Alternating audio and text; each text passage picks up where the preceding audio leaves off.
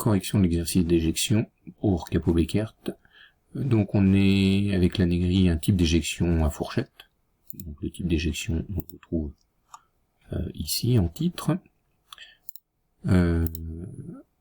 Forcément sur une éjection à fourchette on va privilégier un montage attelé. La longueur de la tige calculée c'est toujours la même formule.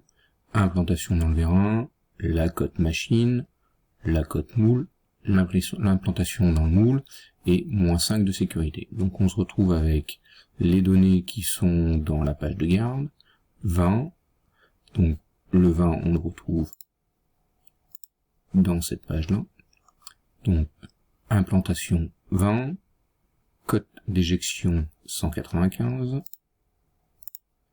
donc 20, 195, le -25 c'est la donnée de cote moule d'éjection.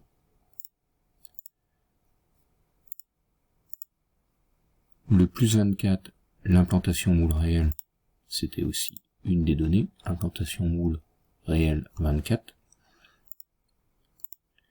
Et -5 de sécurité, on se retrouve avec une longueur de tige calculée à 209. L'idée c'est pas de tailler une tige à 209, c'est de mettre une certaine flexibilité. Course maxi d'éjection de la machine, donc ça on retrouve ça forcément dans le dossier machine. Course maxi d'éjection 150, vous êtes nombreux à prendre la cote machine au lieu de prendre la course d'éjection. Donc là c'est bien la course d'éjection qui est nécessaire. Donc 150, espace à l'avant de la batterie, c'est une des données du départ, 40, on se retrouve avec une marge de manœuvre de 110.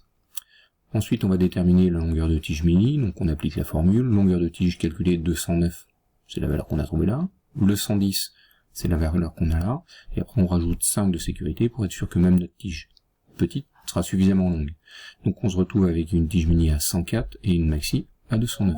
Vous êtes nombreux à vous être trompés dans le total en faisant ici, vous avez remis -5, je sais pas pourquoi.